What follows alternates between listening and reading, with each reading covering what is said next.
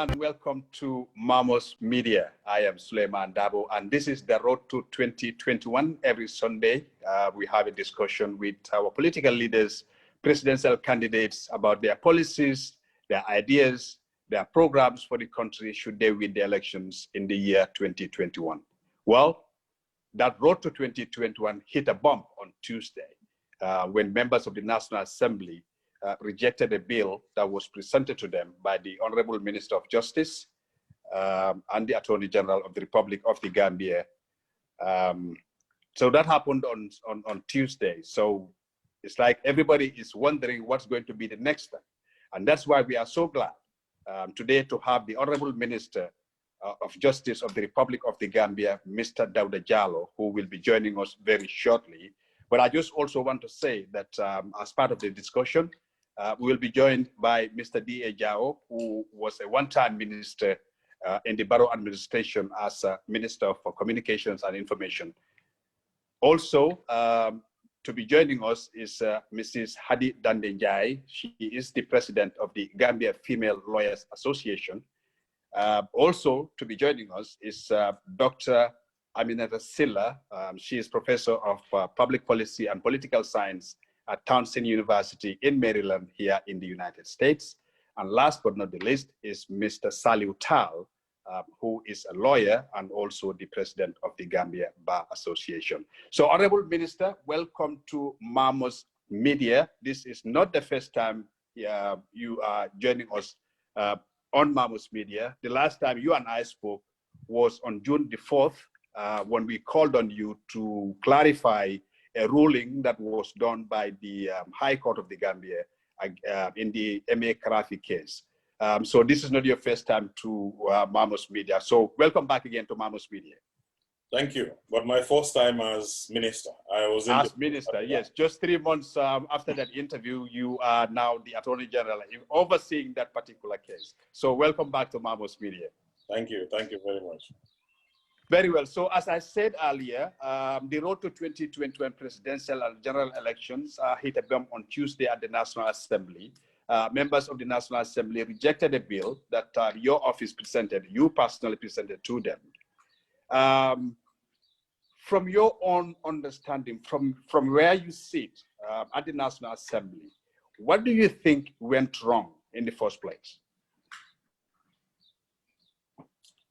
It's a difficult question because different people analyzed it differently and they looked at different things that went wrong. So apportioning exactly what went wrong is difficult at this stage. We are all trying to come to terms with the defeat, and I believe the analysis is still on. So it's still a subjective thing that is being analyzed depending on where you stand on the issue.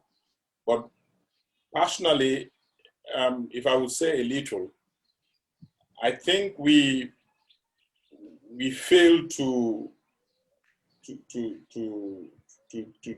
take the process beyond the drafting of the Constitution. So in between the drafting and taking it to the National Assembly, I believe in that interval, some form of consensus building should have been attempted. When you say we, are you talking about the government, or you just talking about every stakeholder?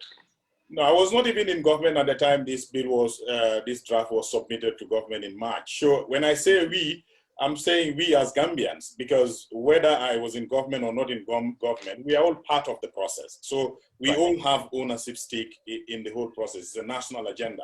So I was saying all of us, because I don't believe in saying somebody else is at fault. So I say all of us probably, but we all participated in the process. I was a member of the bar. I was a citizen of the Gambia. You know, Absolutely. Even then I was not in government. So I was saying, and I participated in the national conference where the consensus was reached that we needed a new constitution instead of amending the 1997 constitution. But maybe because of the broad consensus that we received at that national conference, we didn't see through that after the product comes out, it probably may have needed further marketing before taking it to the legislature. Because we are dealing with politicians, and politicians, they don't have permanent friends, they only have permanent interest. Right. Right. Okay. So now that we are where we are right now, you as the Attorney General, Minister of Justice, you have been criticized in some quarters, partly blamed for the defeat of the bill, because to many people, you are the one who took the bill to the National Assembly, and you should be also the one who should be its champion. In other words, urging or lobbying the members of the National Assembly to vote for it. What would you say to such criticisms? The answers can come in many forms.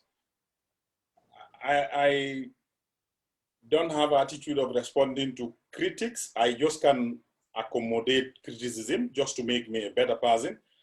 Because if you're holding a public office, people will form different opinions about your performance here and there. So to me, there is nothing wrong about somebody thinking, when I was on the floor, it was an underperformance. It should have been much more passionate.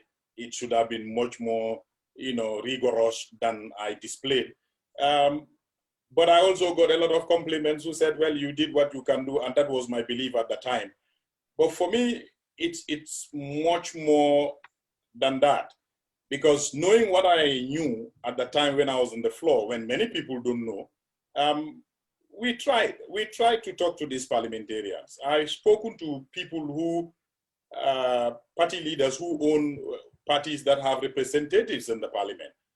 These are behind the scene things. They tell you plainly in your face, there's nothing that you can do that will make us change our mind. We're just gonna vote against it. If we have to negotiate, we will throw it out and then we negotiate later. We are not going to do the negotiation at this stage. And you must also not lose sight of the fact that I'm serving under an executive that doesn't have members in parliament. All parliamentarians belong to other groups other than the president. So this current executive is meant to be a coalition executive. Parties and independent candidates that are in parliament, they don't belong to the executive, like where we have in code, like I say, ruling party per se, where then you can say you use ruling party caucuses and other things to lobby for a bill and things like that. I don't have that luxury. Well, the argument that has been made by some people is that, yes, the president doesn't have members in the National Assembly from his own political party, but the arguments that have been made by those who voted against the bill are in support of some of the principles that the president is in support of, which has to do, obviously, with the two-term limit. Would you say that those who ask the question, is the president behind the defeat of the bill that himself submitted to the National Assembly? Well, not submitting it personally, but through you. To this constitution, I am not a spokesperson for the president. I am a minister, and I found this bill gazetted. I have the responsibility of tabling it. Okay? If MPs stand in parliament and say there are certain provisions in the constitution that do not favor the president, a president that I know have no candidate as per party candidate in parliament, I don't want to go into that with all due respect. I mean, how the MPs come to challenge those provisions in favor of the president, I do not know how they arrive at that politics, and I don't want to be involved in that. Okay, very well. So now that the bill is defeated, do you believe that its defeat has threatened other aspects of the transitional justice program? Of course, very seriously. Very, very, very seriously. It does, particularly the TRRC. Because the 1997 Constitution, it will be a very uphill task to be able to implement any recommendation that will come out of the TRRC. Because there are very difficult immunities, the way they're drafted and protected in the 1997 Constitution.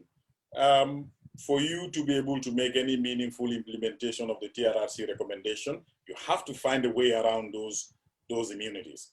So yes, it is a threat, it is a serious challenge. But as a people, we've been faced with several challenges, and if we put our heads together, I don't see why we cannot surmount it. But yes, it is a serious threat to this transitional justice program, particularly the TRRC. Very well. So now that that's the case, what then could be done? You admitted that the TRRC and the Janet Commission and this constitution are the three main agendas of the coalition government. Now that the bill is defeated, it threatens the other two major aspects of the transitional program. What can we do moving forward? I'm talking about the bill that's now defeated in the National Assembly. Do we amend that bill to accommodate people who have grievances or who have some kind of opinion about the various provisions in it, or are we going with the 1997 Constitution, amending it, bringing it to such a level that most people will be satisfied, because you cannot satisfy everybody? If you were following the debate, I gave these options to the parliamentarians because I wanted them to understand the implication of their vote either way.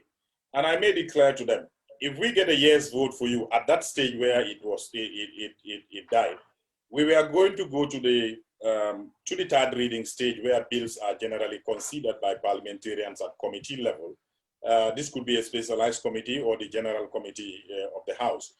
Now, I told them at that stage, even though I was not also in a position to assure them 100%, but I tried to I told them that there's no law that forbids them from doing any changes they want to do. I was trying to show them that we could do some trade-off when we get to that stage, give and take, but at least the document can survive.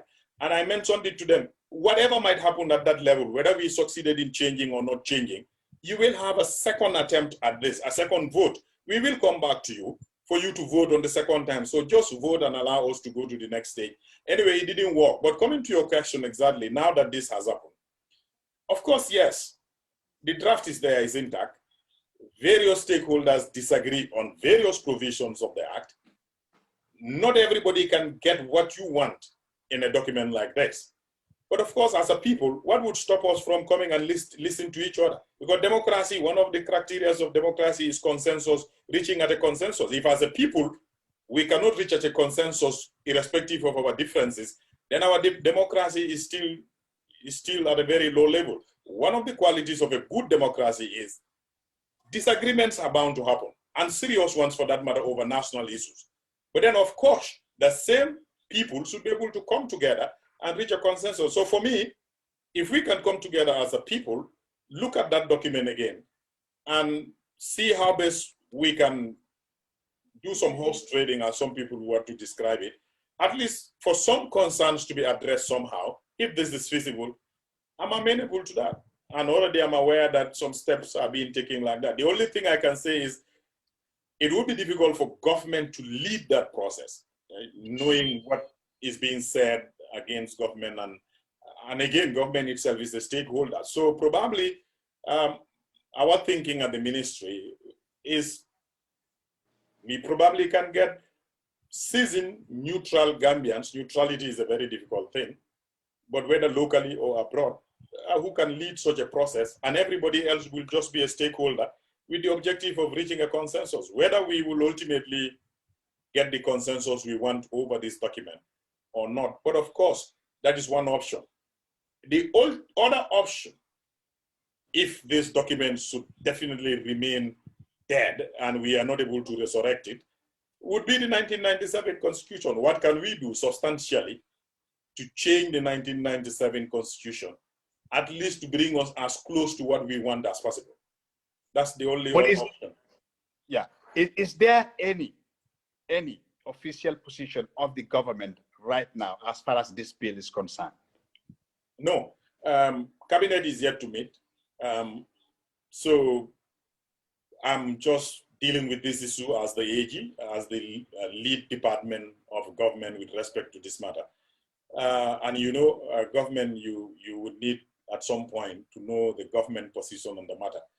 I have done some contacts, and I would want an executive blessing as to this proposal I told you, that if I, as a ministry, can be allowed to be part of a process of trying to see how can we resurrect this draft bill, and at least get the political support around it. So that's where we are. But cabinet have not met, and as ministers among ourselves, of course, we spoke, but I don't take that as a government position. Okay, very well. Before I bring in the panelists, I just have one question for you, and that has to do with the process of taking the bill in the first place to the National Assembly.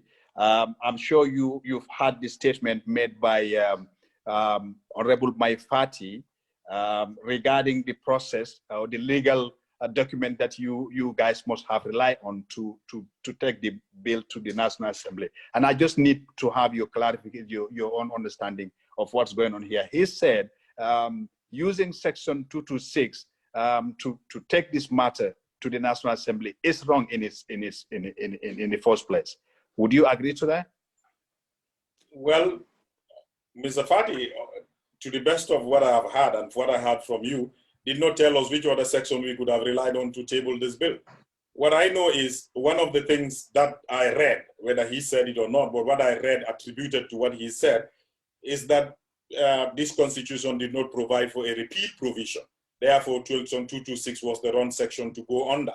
I don't agree with that. If you look at Section 226, paragraph 9, there is a provision for repeal of the constitution. So, because alteration of the constitution have been defined under Section 2269, and alteration includes many other things, changing this, that, the list goes on, and it includes the word repeal. So if he is saying there is no provision for repeal in the 1997 constitution, and we have tabled the bill under the wrong provision of the 1997 constitution, I think he should have gone further to tell us which other law we could have brought it under and how we could have done it better. Like I said, nobody knows it all, and this is law. We would be very happy to learn from that if there was a better section or better law to bring it under. Okay. Now let me bring in the panelists. Mr. Dawda Jallow, as I said earlier, is former Minister of Information and Communication Technology in the Gambia in the Barrow administration. Mr. Saliu Tal is a lawyer and the president of the Gambia Bar Association. And also Mrs. Hadi Dandenjai Jabi. I cannot let that Jabi out. She is the president of the Female Lawyers Association. Welcome, gentlemen and lady, to the program. Thank you. Very good. Honorable DA, you've heard what the Honorable Attorney General is saying. First, I want to get your reaction to what he just said. Yeah, exactly. We've heard the Attorney General, and well, he has explained to us what the process includes, and he also said that he felt that we all failed in taking the process beyond the drafting stage, which I understand to mean that there was not enough marketing done for the bill for people to actually understand and comprehend it before it reached the National Assembly. And I thought probably that was the duty of the government to do that, because what the drafters did was that after they finished with the drafting, they submitted it to the government, and it stayed with the government for more than a month, I guess.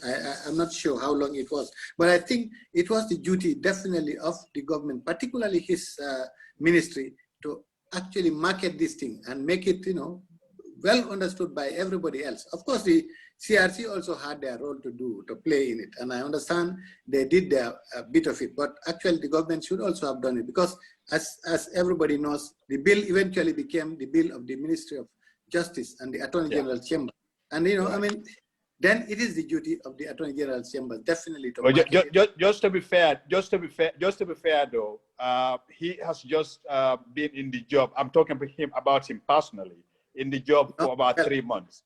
I'm not talking about him personally. I'm talking about That's a fair comment. That's a fair comment. Mr. Jallow knows, and Gambians knew, that I have found this bill gazetted already. So my role was only to table it. So actually, the blame is not to him personally. Not me as a person. He's saying government should have done it. As an entity. Because he has taken over the ministry, so I mean, eventually he takes over whatever the ministry has done or failed to do. That's what I'm saying. I mean, then we can only definitely blame the ministry for not the ministry. That's right. Because I mean, like if if you listen to to most of the members of the National Assembly the other day, you understand that most of them had no idea what was in that bill. You know, they've made up their position, and that was it, and they didn't care what anybody else said. That's what it looks like to me, anyway. Okay, Mrs. Jabi, you there? Can we get your reaction to what you've heard so far from the minister? Well, yes, I've heard what the minister has said, and in a way, I do kind of agree with his point that there wasn't enough awareness with the National Assembly members on the draft bill. However, they did get some education on it, and they did kind of understand some of the clauses and what the role of the Constitution was to do. So, to be realistic, in my opinion, I'm just confused as to why they raised some of the issues they did and rejected it. I'm just confused on that level, to be honest. You're talking about the National Assembly members themselves. Yes, I am. I'm actually talking about that. Yes. Okay. Mr. Tal, you are also a stakeholder. You are the president of the Gambia Bar Association. Let's get your reaction to what you've heard so far from the minister. Thank you very much. I think first of all, my position is, of course, I'm very much in support of the draft constitution, despite some of the objections many had over the draft, and some of those objections are legitimate, but my position, I need to very state it clearly, is in favor of the draft. I think the minister had a very, very difficult job, in the sense that, when he came on board, the die was already cast.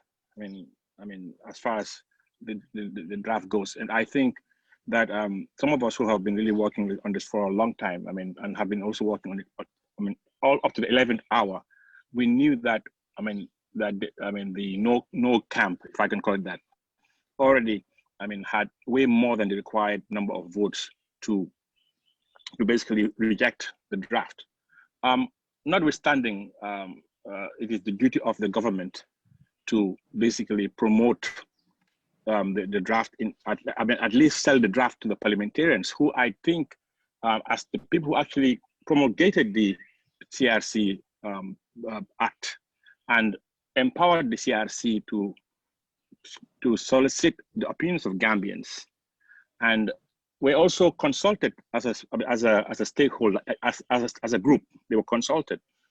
I think I believe that many of the NAMs understood the Constitution. They just took positions which they felt were not recognized by the CRC. But fundamentally, the CRC cannot take everybody's position. It's a compromise. I guess that.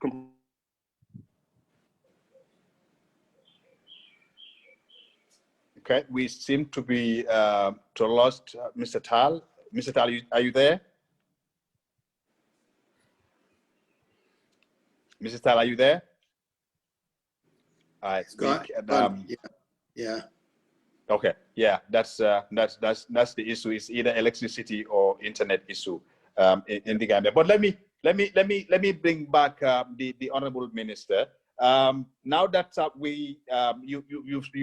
you've talked about what you would like to do, which is to get in touch with the various stakeholders to see, how and what best you can do from now on to get us something that almost everybody would kind of agree with. Have you started those consultations yet? Are you with me? Yes. Sorry. Okay, Sal, you may want to complete before I respond to this question. Yeah, go ahead, Mr. Sal, if you're there. Yes, I don't know where you got cut off when I was talking. Oh. Well, anyway. Well, you were saying that you believed the National Assembly members knew the content of the Constitution. They only took positions. To some extent, I think they understood many of the provisions, even though some of them, demonstrated that they did not in some instances. But I think they just took positions based on matters that they think were not reflected in the draft. But as I was saying, I mean, a constitutional building process is a compromise. You build consensus. I mean, there are things I personally don't like in the draft. There are things that I doesn't like, and there are things, I mean, DA doesn't like. Likewise, Hadi. But that is not reason to reject a constitution. But that is what happened anyway. So now, for me, in respect of the Attorney General, he has a difficult job because the executive has also indicated that they did not, like the final draft, and we've seen that the position paper was leaked, well, not leaked, but was in the press somehow, and that some of those arguments in the position paper were the very arguments that some of these NAMs were advocating on the floor. So by all indications, it's very clear that while the Honorable Attorney General is on the floor trying to sell the draft constitution, the executive may have taken a different position. So perhaps that explains that the Attorney General was between a rock and a hard place. So I guess, I don't want to speak for him, but it looks like it was a highly politicized process. On the floor. So for us as civil society, I guess we misread. Hello? Yeah, we're here. Yeah. For us as civil society, yes. We really misread the political machinations. And I think everybody, I think the CRC, the civil society, I think we really misread the political machinations around the constitutional building. I think that's one of the lessons that we've learned. Despite all the work. Yeah, let me get the minister back in here. I think what is important for us to realize as Gambians is that politics cannot be taken out of this. It's part of the process, because all these every individual in the National Assembly belongs to a political party, which means they have a particular ideology that they want to sell to the Gambian people. So they are all of them are looking for their own interests. That is the basic fact. But at the end of the day, we need a document that should be there for the whole country. That should not be a concern to only one political party, but in fact, it should involve all political parties. So, Honorable Minister, I was asking you about the consultations that you might have started with the various stakeholders. And if you have, please let us know. Preliminary, I'll call them. Preliminary consultations are going on because it is a national agenda. People know the Attorney General's office have the key role to play in this. Some people are reaching out voluntarily, making suggestions, which I appreciate. I am also reaching out to some people. I've started calling and talking to some people. So yes, consultations are on, preliminary. But formal consultations where probably we need to sit around a table and try to put these ideas together and pave a way forward. Have you not yet started? I remember it just happened last week, but the preliminary consultations are on. In fact, I got a call from one seasoned Gambian in the United States while I'm about to start this interview. I had to tell him to wait until an hour after for him to call me. So well-meaning Gambians are calling and they are willing to suggest way forward. And I think that is very positive. Yeah. DA, what about that? Yeah, sorry, could you please, because I just stepped out a little bit. We are talking about what could be done now. And the Honorable Minister just talked about the idea of having consultations with various stakeholders, because where we are right now, we are only a few months before the year 2021. And it's in the year 2021 that we're going to be having presidential elections and any other elections that are scheduled. So we need to find a way forward moving from here. Yeah, he's talked about having consultations with the various stakeholders. What is your take on that? What do you think the various stakeholders, not the government, the Honorable Minister representing the government, but the various stakeholders like the Gambia Bar Association, the Gambia Press Union, the general public of the Gambia, what do people need to do now to have an effective and objective look at this and know that we have a problem at hand that we need to solve in about a couple of months? Yeah, of course, it is extremely important that we, if the government is really bent on transitioning to the Third Republic, definitely we need a new constitution. Whether it's a question of, like Honorable Halifa Sallah suggested at the very beginning, to revive, this word, so revise the 1997 Constitution. Yeah. And amend it to a certain extent that, it can look new. But it wasn't a bad constitution. The first draft that was submitted to the AFPRC, in 1996, definitely was not a bad constitution. But because of the amendments that were put into that constitution, it was destroyed in the way. But I think that draft is still available. And why can't they dust that draft and then, revive it and, make it maybe a new constitution? It's doable. But something definitely needs to be done. And I think all the stakeholders should be interested in getting together and finding a way forward. Mrs. Jabi, are you open to ideas like that, suggestions like that, to have the 1997 Constitution revised again and bring the various stakeholders to look at it and see what can be taken out, what can be included to at least suit most people's preferences? To be honest, I am not open to that idea because... Well, good to see you on video. Thank you. If you really look at it, the whole effect of this new constitution, in a way, was the idea of kind of renewing the 1997 constitution. So why would we want to go back to that particular one and start amending it again? To me, it would bring a bit more of a confusion than solving the problem. Okay. So I would rather say we look at the one that we have drafted now and see what can be done to actually bring it in line so that it could pass. However, I had a few questions for the minister because I've heard him say things about a consultation with stakeholders. I just want to understand, is this consultation about redrafting some of the clauses that raised eyebrows in the National Assembly, or is it about doing the consultations with NANS before retabling the bill? I just want to understand that first before I continue on what these consultations are about. Okay. Honorable Minister, are you there?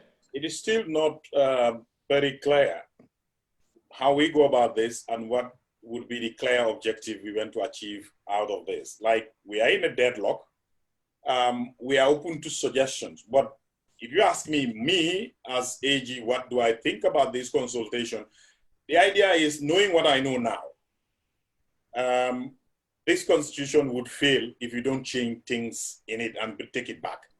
Because after this vote, I still continue to go to the National Assembly for other issues.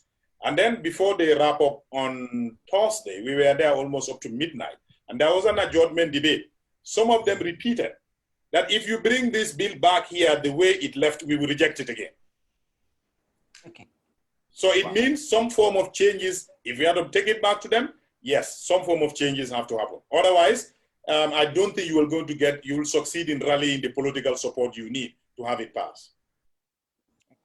Well, probably that's something bars the president from going for the third time. If we remove that, probably they'll be happy. All right. So thank you. That gives more of a clarity. I'm sure, Sal, you're listening to this conversation. Yes, absolutely. It's really important, even if we're considering about a compromise and redrafting, because we cannot compromise the Constitution to redraft it in a way that it will take away the people's will that was actually in it in the first place. So we have to be careful when we even talk about redrafting, okay? Because we cannot just redraft to satisfy the NANs on what they want. We also still have to consider that this was a worldwide, countrywide task that was done. And it was the voice of the people that actually featured in this constitution. Now, further, for me, whenever I talk, I always talk about, can I continue? Yes, just at that point, I think I can say this because we are at this stage, because as AG, there are things I couldn't have said. But if you listen to the debate that is going on, and you listen keenly to the objectors, there are some people that are even questioning that there are certain provisions don't reflect the will of the people. And they give reasons. So if we want to defend the Constitution's entirety from that perspective alone, that because everything in it is what people said, some people went to some extent of even trying to adduce evidence. And you had the minority leader in parliament saying, we even want to see the statistics of the commission. And some of them went into the commission's report. They were able to bring out one or two things where the commission itself said, yes, people said this, but we decided to put something different. And some people use that, they say, then how are we sure if you can admit here that the popular view was this, but you decided on your own to do this, then if you admit it in your own report, how can we then be sure that everything that you are saying is from the people is actually from the people? At the advantage position where I am, I'm not the one who should cast doubt into the validity of the document, but I'm saying the information reaching me and the critics of the document that are reaching me, you'll be surprised if you sit on the table with some people, they will even try to challenge that position. I understand. I'm just saying that we need to be careful on when we talk about a compromise. We cannot compromise it in a way that we will only satisfy what the dance want. We still have to remember that this is the voice of the people. That's my point. Yes. Yeah. I'm just saying, can we then agree that in order not to satisfy the NAMs alone, having a consultation with every stakeholder, including the NAMs, to try and find a way, hammer out, if there is no way that is going to satisfy every individual, but at least a compromise. And that's the essence of democracy. We should have a compromise. We cannot satisfy every view that is out there. Yes, but the NAMs allow the people, to speak. The people have made their choice, during the consultation. Now it is not up to the NAMs now to kill it at that stage. Give the people the chance to speak. If they, if they reject at that level, that's fine. Yeah. I think that's the argument of many people that they should have let this process to go to the referendum. At least that would lead the Gambian people to make the final decision. Exactly. Sal? Suleiman, for me, maybe I think all of us were naive to some extent, because I think we presume and expect that these NAMs are representing the people. What is a NAM's interest if it derogates from the interest of the people? I have not had I've not had really arguments talking about how the draft or provisions would be to a disadvantage to the Gambian people. I have not had any cogent arguments in that direction. These NAMs, under Section 112, I think everyone knows, in as much as they have the power to amend, change, but they must be guided by the supreme interest of the people. I think this is important. But of course, this is my idealistic cap, but I know that, in reality, we need to get them on board. We are forced in a position where there has to be a compromise. And like Hadi said, in whatever compromise we're going to strike, which is, if it takes a compromise to save the draft, I am with it. And I think the people should be with it. But this compromise must not dilute the fundamental principles that we all agree should be in a new constitution, so that we can really move away from the 1997 constitution to the new one. I think in as much as we agree, we are not there to host trade. That's one for the political parties. But as the citizens, we want to ensure that, in this trade-off, the supreme interest of the citizen is taken as the most important issue, and that debate is lost. For me, which is very unfortunate for democracy. Really, for me, isn't this what we actually were fighting for? We didn't want a rubber stamp. Parliament, the Parliament, National Assembly. Yes, exactly. Yeah. Isn't this what now? It's like the popular interest, quote unquote, and the NAM interests are loggerheads. This is about the legitimacy. It becomes an issue of legitimacy now. Who are these NAMs representing? But but I want to move on to solutions now. Suleiman, going back to the 1997 constitution will not solve the problem, in my opinion. Like Dawda, rightly said in his earlier when you were speaking earlier on, there are provisions in the 1997 constitutions, right, which really make it so difficult to prosecute anybody who is found to be to basically implement the TRRC recommendation, particularly with respect to AFPRC members. And not only that, there are provisions in that constitution that purports to limit the House from making any changes whatsoever. It's there, it's black and white. And as a legal mind, I don't know how else you can deal with that provision that says those clauses that cannot be amended by any House. How else can you deal with it apart from replacing it with a new constitution? I would ask the AG. I'm sure AG has looked at that provision. I think it's in the schedule.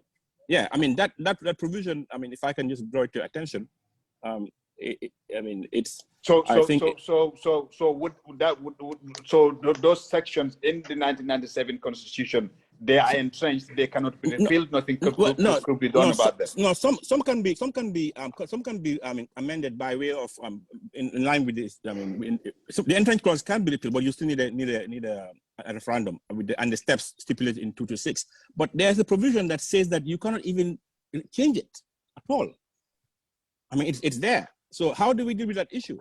Those issues. The difficulty. Okay, let's let the Honorable Minister. Okay, yeah, go ahead, Honorable. The difficulty we are faced with, unlike in the first Constitution of 1970 and the 1997 situation, this other situation is peculiar in the sense that we're enacting a new constitution while there is an existing constitution. And that existing constitution, the way it is drafted, it looks like it envisaged a situation like this and it tried to counter it. Thank you. To make it very difficult if you want to replace it, or if you want to make a substantial amendment. And this was deliberate. And now we're paying for that price now. It was deliberate. If you look at some of those clauses in the 1997 Constitution, you knew that these people are planning for a day like this. You can see it clearly in black and white. So that is why I think as a people, we need to come together, calm down, and see how we counter them, because they are intellects like us. If they're able to think and put something in black and white to stop generations to come from achieving what they want to achieve, now we got to a point where their work is serving as a militate, as a bar. As an obstacle, yeah. As an obstacle. So for me, I think this requires a very calm collection of ourselves and see how we go about this. If we are temperamental, emotional about it, probably we will not see light and we will be arguing among ourselves, and that's what they desire. We will be conflicting among ourselves, arguing among ourselves. In the meantime, our worst enemy at this time is the time. Time is not on our side. That's the reason why I said we only have few months before the year 2021, and we have elections coming on in the year 2021. So that we need to find a way to reach to that point. I want to talk about another issue which has to do with what can we do next. But before doing that, Sal, I want to get your reaction to the idea that the Constitution is made and some clauses are entrenched. Some clauses are, or some provisions are made in such a way that not any ordinary person, individual, or institution can do anything about. Can there be a way where, you know, it is made by people, the same Gambian people can come together to say, well, this is what they did. It is a constitution. I cannot just understand why we cannot do anything about it. I think, like Dawda said, this constitution was not designed to be replaced. It was not designed to be replaced, and it was designed to make sure that any fundamental changes would be very difficult. And there's a paragraph on Schedule 2 called paragraph not to be amended. And that paragraph, the National Assembly shall have no power to pass a bill to amend or repeal this paragraph or paragraphs 11, 12, 13, 14. And one of those paragraphs is basically the indemnity clause, which means that even the parliament cannot change that. So for me, I mean, we need to agree that the way to go is not the 1997 Constitution, number one.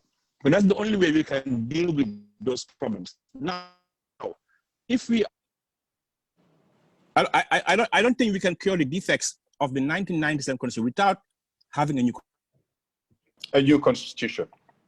It's a question of what type of new constitution do we have, and I think, and the reality is we must build consensus around that. We must build consensus. Okay. But my point is, let us, in building consensus, let us not dilute the reasons why we want to have a new constitution. those reasons, it must be sacrosanct. We will, I think it's very important to note that. All right. So another thing that is happening as far as getting us to the year 2021 and the elections is the elections bill that a validation workshop, I understand, is being conducted to see what could be done. Mr. Tal, you I guess attended that validation workshop. Can you tell us how far you guys have gone with that? Yes. Yes, I mean, I was privileged to attend the two-day validation workshop on the elections bill, and it was basically organized by the Ministry of Justice, and with all the stakeholders, primary stakeholders, meaning the political parties attended, IAC and civil society groups attended, and I think it was a very successful validation in the sense that we really went through the bill line by line, led by the Solicitor General, and all the parties, I mean, came up with their own viewpoints and made I mean, very good constructive amendments.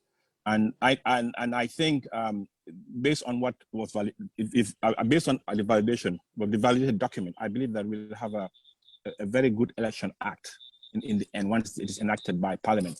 I mean, we have seen in social media different excerpts of the bill before its validation. I mean, which seems to suggest that, for example, things like on-the-spot counting has been removed, but that is not the case. I mean, it was very clear during validation that the version that we validated definitely retains on-the-spot counting and has also many other provisions that really would maintain the integrity of the election process, for sure. Okay, Mrs. Jabi, let's get your own take on moving forward from here. You've had Mr. Tal talking about the elections bill that is currently, they discussed about it. I think this was in sometime last week. Moving forward, what would be your own suggestion to the Honorable Minister and every other stakeholder about what can be done next? And like the Minister has said, on the issue of what can be done next, it has to be on consultations. How are we going to come together to actually make progress and get this bill back into Parliament? For me, like I always say, whenever I talk about women and children. Mm-hmm. And looking at it and looking at the debates, I see the Minister is smiling because he knows how much I harass him about women and children. About women issues, yeah. Yes. Looking at it and looking at the debates, I was actually quite happy that they did not raise those issues. So I presume those were issues that the NAMs did not have problems with. Are comfortable with, yeah. Are comfortable with. And really, the Constitution is bringing in affirmative action for women to be politically involved. It's also even giving the youth the 10%, which does not exist in the 1997. It's talking about persons living with disability, and we know the problems we have with them. So for me, really, I want us to find a way that we can do that said compromise and get this bill back into Parliament. And when you're talking about a compromise between the 1997 and the 2020 draft constitution, you are in preference with the 2020 draft constitution? I don't even like hearing the 1997 constitution. I don't like hearing people saying it, to be honest. All right. Yes. DA? All right. Yeah, okay. Yes, I agree there must be a way forward, but I'm not very optimistic that before the elections in 2021, we can be able to get a new constitution. So let us brace ourselves for the 1997 constitution. I mean, probably the Honorable Attorney General can probably put in a few amendments here and there, including a term limit and all those things, just to amend the 1997 constitution in preparation for the elections. But to get a new constitution before the elections, definitely I'm not very optimistic. On the elections bill, I was not there, so I don't know what has been agreed. But one thing I've seen there is that, I mean, the constituencies are going to be reduced from 53 to 52, which I definitely cannot understand, because I know that the electoral roll has certainly increased. Gambia is certainly almost going to get more than 1 million, voters on the electoral roll. So, I cannot understand why then the constituency should be reduced. Again, I'm concerned about a constituency like Nyambura, for instance, with less than 2,000 voters. And then you have a constituency, for example, Serekunda West, over 40,000 voters. I mean, it doesn't it doesn't make sense at all. I mean, that these two representatives are, I mean, have this equal say, equal value, everything equal in National Assembly when they are almost more than 40 times, I mean, different democratic value. So I don't know what the election bill has whether they have tried to address that bit of it. I don't know. I will let Mr. Tal to respond to that. But before that, let me bring back the Honorable Minister back in here about that election bill. Is this one of the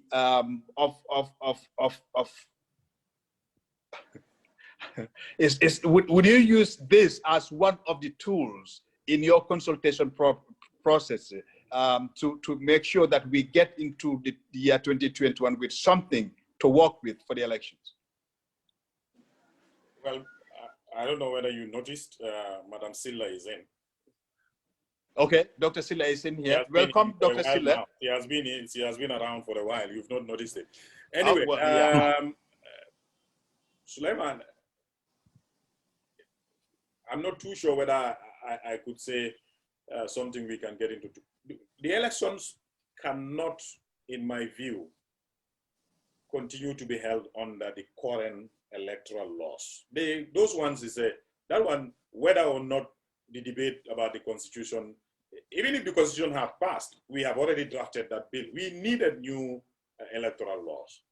So I see that as part of the wider reform process. It's not directly linked to the constitution. That's why the constitution failing did not even stop us. I think the next day we started the validation workshop. So we are working in parallel, because there is a wider legislative reform program, and a draft constitution, though monumental, was just one of those, because the constitution is the supreme law, but we have a lot of other legislations that are regulating various aspects of our lives that needed to be reformed, and those reform programs will go on, and one of those is the electoral laws.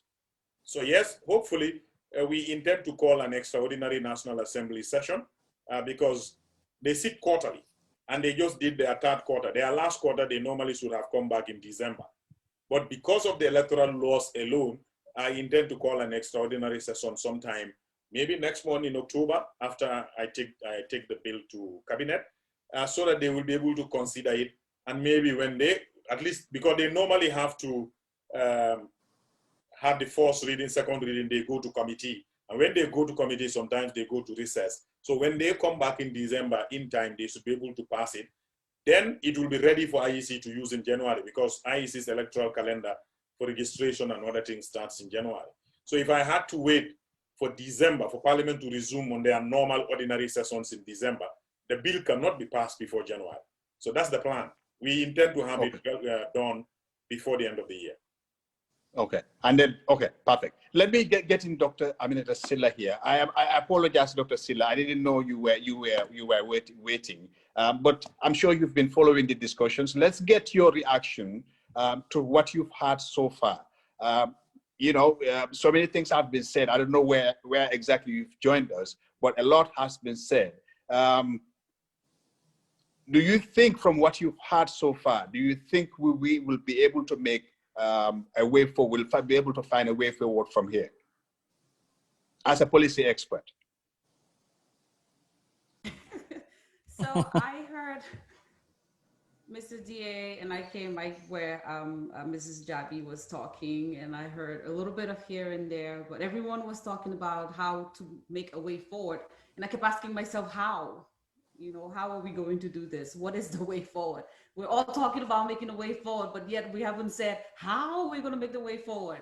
I tend to kind of fall into the category of Mr. DA, where let's get some amendments in place and move forward a little bit. At least with the amendments, something is happening. But with the, okay, let's all, you know, my thing is, this is not kumbaya. It's not a party. No, we're not going to hold hands and be friends. You know, there are those who want A, there are those who want B. So I think the amendments to be in place for the elections, like the Honorable was saying, that's where we need to probably focus on. Yes, we do want to go, and Mrs. Jabi raised some interesting points about the women and the people with disability. That's, you know, that was really good that they, you know, they kept it in there and what have you. But I think having amendments for the next election, it's going to be the next step. The whole constitution changing, I don't know. It's not going to happen. Not in this, not in this particular life cycle of this election and what's happening right now. So we shouldn't even, I don't think it's, well, I don't know if I'm being pessimistic if I say, let's not even talk about that. Let's talk about the reform, the little reforms that we can get for now. I think that's a win for now. As is, the whole constitution, that boat has sailed. So we can come back another time and come to the drawing board another time. That's just my take. I don't mean to rain on anyone's parade and being very pessimistic, but that's how I see it. Yeah. I guess the time we have before the end of the year is what's making a lot of people doubt the fact that we'll be able to come up with a new constitution beside the draft. That's a $1,000 question that many people are asking, and it's difficult to answer.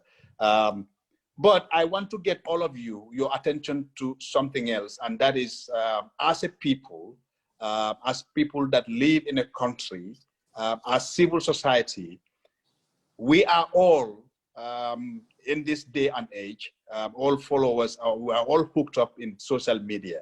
And sometimes the discussions that you hear on social media are worrying because people cannot be talking to one another in a civilized way. The rhetoric is harsh. People calling each other unpatriotic just because you disagree with the person. You call the person a non-Gambian because they don't believe in what you believe in. I just want to take on your advice on things like that. How can we live together as a people, as a society, without having to disrespect one another? Because that is creeping very well in our discourse. Dear, I want to start with you.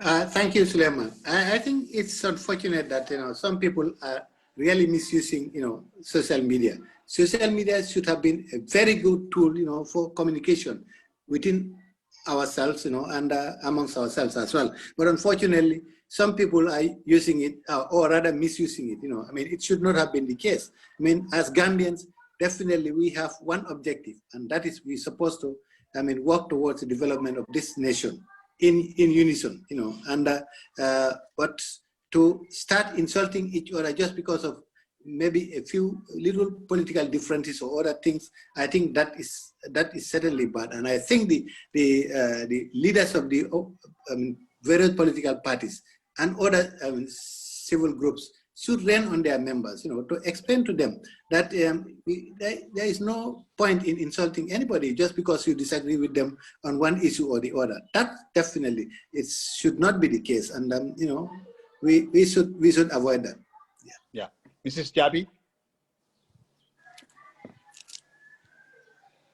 Well, first of all, if I may just say, I'm not a social media person. Really? Well, you are lucky. Call yourself lucky. Well, since I started my new role, I've even cut social media because of what you have just raised, as how people use it as a platform to actually, put information that is not suitable to be on social media. But like Dia has said, social media should be a platform that should actually be used productively for communication. It can be a platform where people can learn from, really know the insights, know what's really happening in their environment, in their country. But instead, people use it to insult each other, say nasty things, which I think is really out of the arena. Yeah. And I sometimes do sit down and I say this to my husband, and I say, I think government should actually look at getting into legislation that could actually regulate what people can put on social media. I know some others will come up and say, well, where's the freedom of expression? But there is a limit to freedom of expression. Exactly. Yeah. So there has to be some sort of law that kind of regulates what certain people can put on social media of other people. Because you have to think about the fact that these people have family, they have children, they have wives, they have husbands. And there's certain things that you can put on this social media that can destroy their lives. So people do not put their minds to that. It's afterwards they think, oh, this is the effect it had, when it's too late.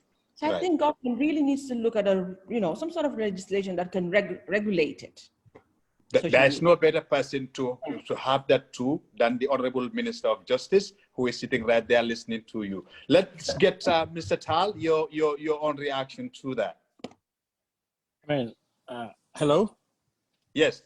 Okay. I think we just need to understand that social media is a tool. It's a tool and a means to an end, and the way it is used is a reflection of the user.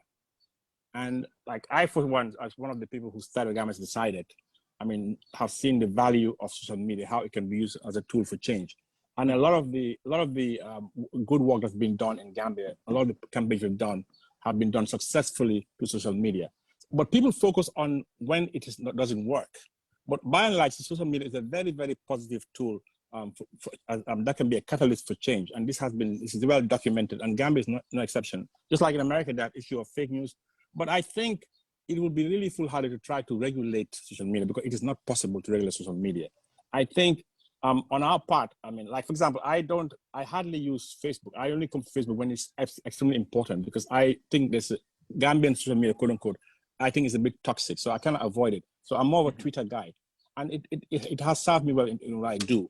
So I think it's more about educating people about social media rather than trying to clamp down on it, because I think when you have to remember that it was the social media that the diaspora were using, and even some of us were using when we couldn't speak out here. Let's not forget. So social media played a huge role in really giving us an alternative source of information when locally we could not get information. So social media played a part in the freedom we enjoy today. Yeah, but it has also reared its ugly head on us, and I think it's a space for the contestation of ideas, as I tell people. When I speak to government people, they complain, oh, somebody said this about the government on social media. I say, oh, okay, why don't you go out there and also give your version of the story? That's how it works. Of course, when it comes to lives of individuals, that's a different story. That's a different ballgame. So I think really we need to really understand social media. And the fact of the matter is, it is a tool of the young population. This is and I think when it comes to people that are within our groups, for example, when we're campaigning during this referendum, even in our campaign material, we said don't harass, don't intimidate. The young people we influence, we tell them you can engage your NAM, but don't insult them, don't intimidate them. It's your right to engage your MP, but you don't have a right to insult. We will always continue to engage our people that we can influence. But in every situation, you cannot control everyone. But I think, like BS, I think the most toxic social media is actually between political parties. And I think it is a reflection of the fact that we are still, the level of intolerance in this country is very, very high. And I think we are still unlearning the old ways we used to live and really adjusting to the new ways of democracy. In a democracy, we will have different ideas, different perspectives, but we must accommodate each other. And I think and that is what is reflected in social media communication, particularly in the political space, which is highly polarized. That is my take on it. Okay, Dr. Silla? Sorry, I just wanted to say something before we get to Dr. Silla. Sorry, just on Sal's point, I understand the part about the politics and the rest, but like I always say, I talk about women and children. And I'm talking about the situation whereby 2 weeks ago, we had this young girl who was paid $1,000 and was actually being fiddled in her private parts on social media. It was put out and broadcasted, and people were seeing it. So this is the kind of ones that I'm talking about. We have to see how we can regulate or stop things like that. Maybe regulate is not the right word that I should use, but how we can stop it. What can be in place that would actually let people know that there will be some sort of sanction or punishment for you doing this sort of act? Because it's national now. We're getting it more and more. Yeah, I'm not sure if like you said, if it is regulation, but there can be some kind of control, because even in the most freest country here in the United States, freedom of expression has limits. I mean, you have to have some kind of measure or control.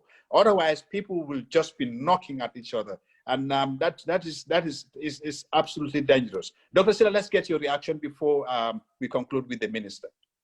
Well, there's the light side and there's a dark side to social media. So social media, we've seen, is allow a lot of us to organize, to mobilize, to participate in politics at a level that we've not seen in like forever. But at the same time, there's also a dark side, like Mrs. Jabi was saying, but that's an individual thing as well. As Sal said, it's a tool that we use that can be used the right way if people are aware of how to use it. It's a tool that can be used, as I said before, government can use it as well to kind of get information to people. And sometimes when government doesn't step ahead and inform us, that's when we get on social media and start making things up, right? Yeah. But if government is out there sharing information, then that will then mitigate the misinformation that's out there. But on the individual level, where political parties are fighting each other and insulting each other, that's different. It's a little bit difficult to regulate. I don't even think the government has the capacity to block and some of these images that will come online or what have you. But I think also, in order to get the young people, as Sal was indicating, involved at a level that's a little bit more matured, is to get them civically educated. Because sometimes I think the lack of civic education, not only, I think I'm going to go far and say, I'm going to push the envelope a little bit, civic education, even to our noms. So let them understand the process of everything else. I see the minister smiling, and I do mean that. You know, we need to get all of them educated about civic education. Let's put that out there. Let's get our people communicating about our politics without coming to blows with each other or insulting the region you're from or the tribe you're from and all of that things. And I think it boils down to civic education. I mean, Suleiman, we've talked about this several times. And I said, unless we change our mindset, we need to decolonize the 22 years of suppression or repression and come back into the civic space. We need to widen that civic space. Make sure we're getting our young people that education they need, because this is the next generation. 20 years from now, I don't want to be sitting here and telling you guys, oh, look, we're still talking about the same thing. So I think Well, it's no better time to have the Honorable Minister in here to conclude this conversation. He, in his previous work, worked in the civil, in educating people about their civil rights in the country. So, Honorable Minister, you've heard what everybody is talking about the dangers of social media, the good part of the social media. Regulation might be a too harsh word to use against it, because still, as a person who works in the media, I would love to have the broadest freedom of speech laws that we can have in the country. But at the same time, I'm aware of the fact that it can be dangerous and it can be even deadly if with some of the things that you see on social media. So let's get your reaction to what everybody has said and your final words for the Gambian people. I think there is a difference between having capacity to regulate and whether it should be regulated or not.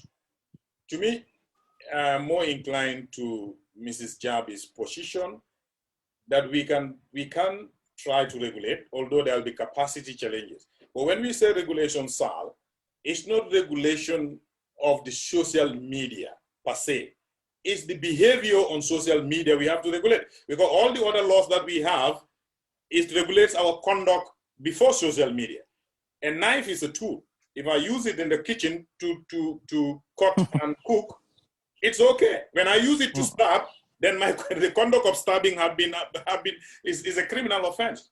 So I can use the social media, but to use the social media to insult, to use the social media to incite, those offenses are known to law even before social media.